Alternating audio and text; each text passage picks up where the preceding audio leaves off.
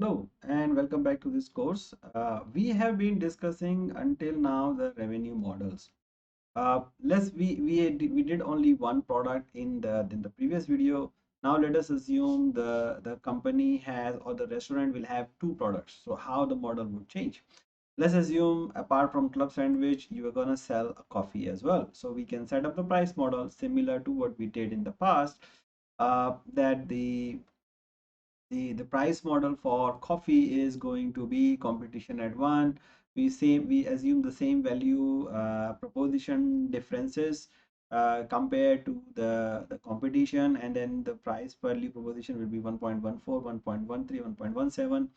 Based on cost, let's assume the cost is we have just summarized the cost of club sandwich and coffee into different in different area. uh, let's assume the cost of the coffee is 25%, 20%, and based on this, the based on 25% margin, the price based on cost should be zero point 0.8, zero point 0.9, and zero point 0.8. And in order to sell, my decision for selling the coffee is going to be $1 at as a flat price that I'm gonna sell to everyone. Right. So how do we build up the revenue for two products now? Because in the past we have only one product. Now we have two products. So there are two ways. One is we average out the price based on the consumption, and we calculate a separate model. So here now we can say the average, on an average, the market mix, the product mix of the products will be. So now we have two products, club sandwich and coffee. Now let's just assume that in each of the market, the product mix will be different, right? So the product mix will be, let's say, around 50% people will be spending on club sandwich, 50% people will be spending on the coffee. In mall, it can be different. Let's say 30-40% people will be spending on club sandwich and 60% will be spending on coffee. In residential area, it may be reverse. 60% will be spending on club sandwich, 40% will be spending on coffee. So how much would be the revenue? So now you can say my revenue will be based on my number of guests, right? Number of estimate covers into the product mix into the price, right? Into the price, my price, that one I have sold. So this is gonna be my daily revenue from the total. So now we need to freeze certain cells. We need to freeze the revenue customers. Uh, we need to freeze the price, and we need to freeze the customers. So sorry, no, we don't freeze. We will do it again. So the revenue in other revenue from revenue club sandwich and revenue coffee. So the revenue from coffee will be the similar way. We will get number of customers into the product mix into the price of coffee, and we will get the revenue. So the total revenue per day will be this. Now in the previous model, we fixed the formula at number of customers divided by the price. Here we have calculated the revenue separately, so we will link with the total revenue per day, and we will calculate the average price. Now we will not we will calculate the average price. So the average price that the customer is spending in each location is going to be different. Now based on this, we know how many people are spending. So what would be the total cost of sales? Right now, as a shortcut, I can also go in the revenue, multiply by the revenue, the product mix, and by the cost separately here. I can do that. But when you are going to trace the total cost of sale, how is it coming? You have to go and back and forth many times. So to avoid that, I should have first the total number of customers. So the customers per day and the product mix. Now here again the product mix is an assumption, so we should highlight them and say where what we are following. Now you need to link it so that you have to change at one place only, not at every place, right? So basically you are going to say the product mix for the coffee and club sandwich is going to be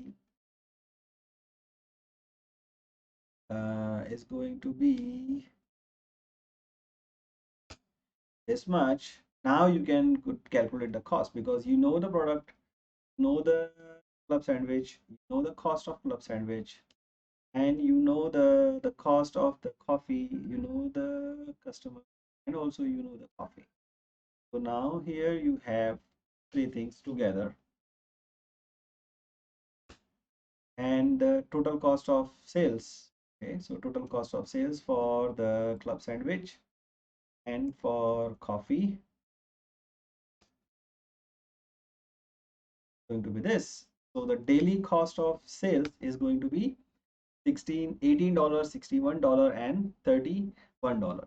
So now here we can say we can calculate the estimate cost of sales for each location separately, right? This is how we are going to calculate the cost of sales and also the multiple products. Now the next thing we have to understand is the what are the other costs. So there will be serving costs, right? The maybe if you are serving in are you going to serve in a chinaware or in a glassware, or you are going to serve in a disposable glass? So you have to add that cost of sales. So what you need to do now here is you need to write down what are my cost of sales. What I'm doing, are we selling the disposables, or I'm gonna serve in the chinaware, glassware? Maybe we are serving at different places. Then you need then you need certain amenities like straw or the napkins and other things uh, for serving. So what would be the cost of that? Then you would have the labor and the kitchen and the preparation cost. So preparation, labor for preparation and labor for service. Usually labor cost is differently calculated compared to the other costs, so we're gonna create them separately. Otherwise this model will be too much hodgepodge. Then what else, what is the other cost of sales? Maybe you have cost of operations, right? So what is the cost of operations? Maybe you may have to spend something on the marketing. Maybe you have to have some administration cost. Maybe you have to have certain other things, right? So maybe miscellaneous cost which is related. So the cost of sales usually is per product, so you can fix it.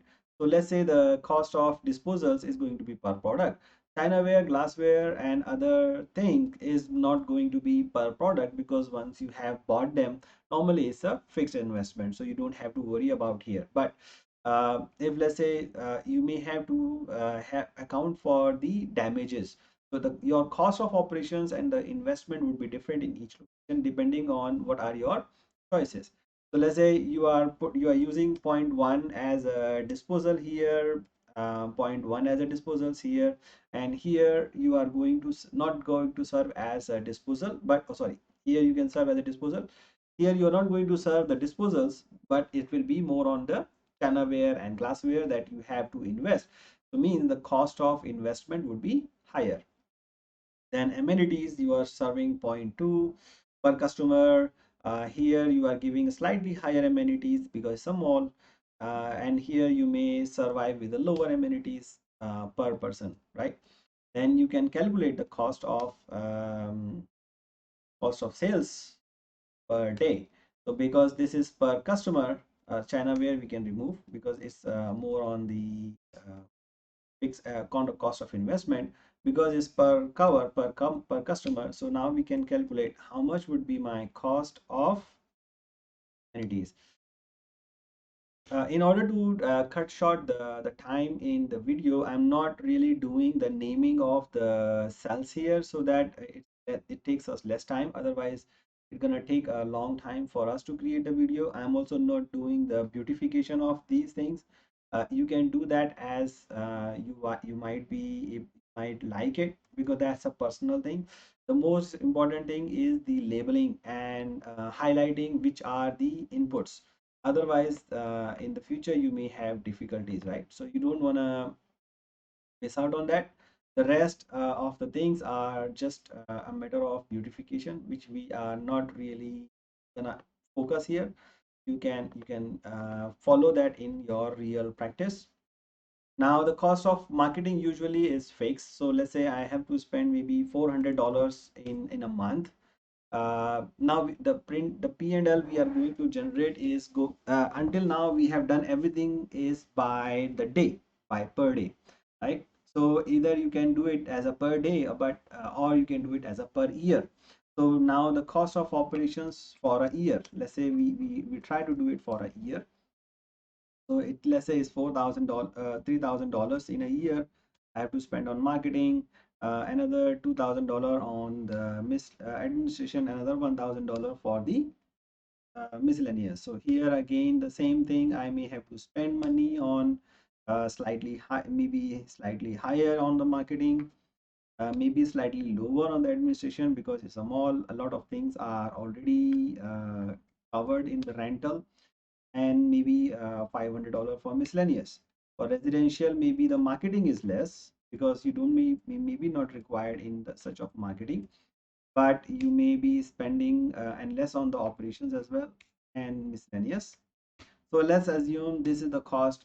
You have to have a clear business model in your mind while you are creating these costs, so that it's clear when you are building up the model. Now what we have left with here is the cost of labor.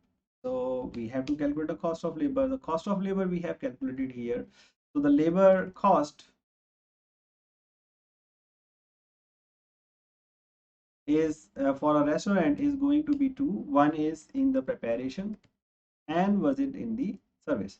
So you can so let's say for if we have a standard of our preparation in the restaurant industry. Let's say the standard is we need we need one person for each 50 peoples here, as and for each 50 peoples we need one for serving. So maybe 100 people, for every 100 people we need one preparation, and for service we need 51 for each 50. So you may have to round up whatever is the number required. So the customers served in each of the location is going to be, so next, now let us put the definite locations here as well, otherwise we may have a difficulty. We not know all, and we have a residential area, right? So we have three things here. So the standard is going to be the same. A standard can also be different depending on the summary. Let's say here we have 150, here maybe we have 120, 140, maybe here we have 80 and 60, depending on the service. So how much customer we are serving per day, that we are going to get from the our revenue sheet, right? So the revenue sheet says that we are going to get 60 customers, 150 customers, and 90 customers. So how many staff we need?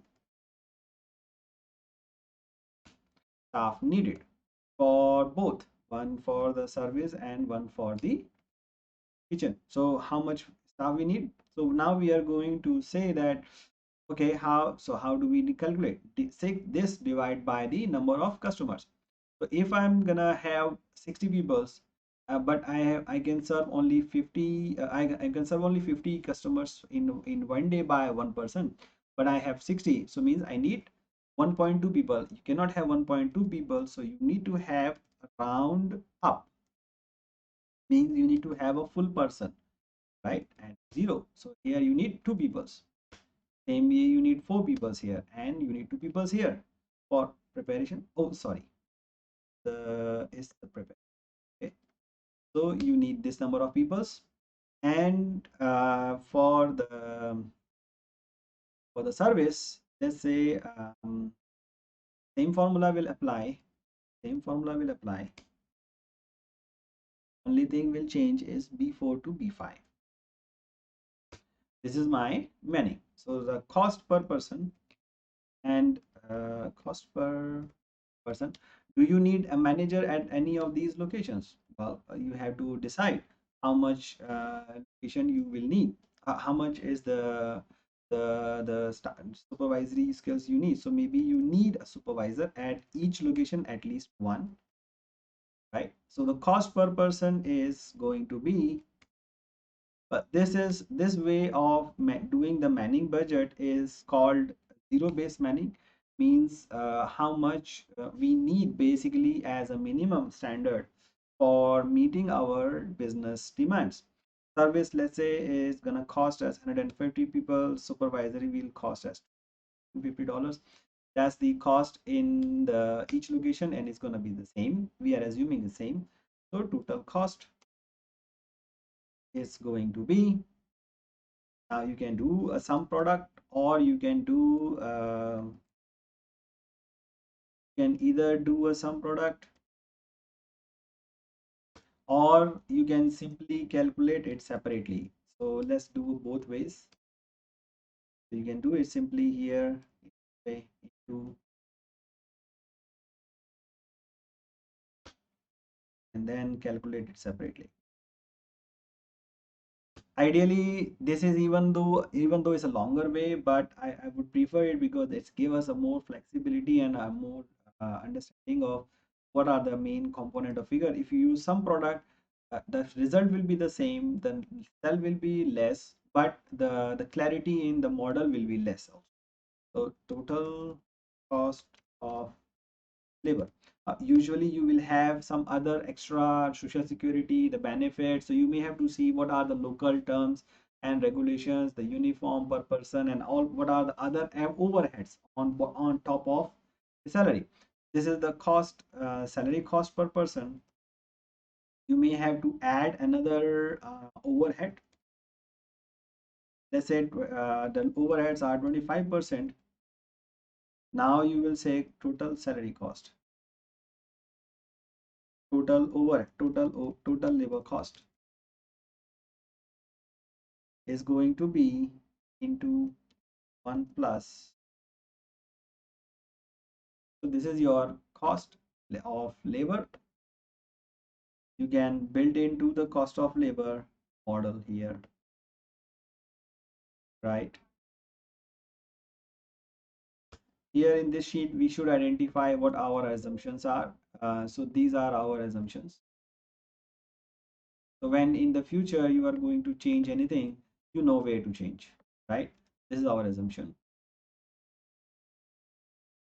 Maybe in this way you can say now they have 2 plus 4 person, maybe they don't need a supervisor, one of them can become a supervisor. That also is a possibility. uh, Here, let's say we assume it this way so that we can see the differences. So now you have a labor cost. So the total cost if will be here. Total operational cost is your per day, this is your per day cost, this is your per year cost, this is your per month cost. So it's different, right? So we have to multiply by 12 here, and this total cost will be this is your daily cost. So your total cost of sale per day we need to identify so that we are clear. Total cost per year 365. Now you will get the total cost per year. So total cost of sale, total cost other cost, total labor cost. This is your total labor cost. Now in our P&L model, we can go and say, what is my cost of sale in a year. This is my cost of sale in a year. So now let's say the rental is there. Now we have not considered the rental. So rental or the fixed cost in downtown market, let's say I have to pay $12,000 in a month, in a year, for a rental. Mall can be slightly higher. Maybe it's about, let's say, 24, 15, or 18,000. And the residential is my own house, so I don't have to worry about it, right? So that's the way. So now what is the cost of our capital investment? Look at that as well, right? So the cost of capital is going to be another model which we are going to learn in the next video.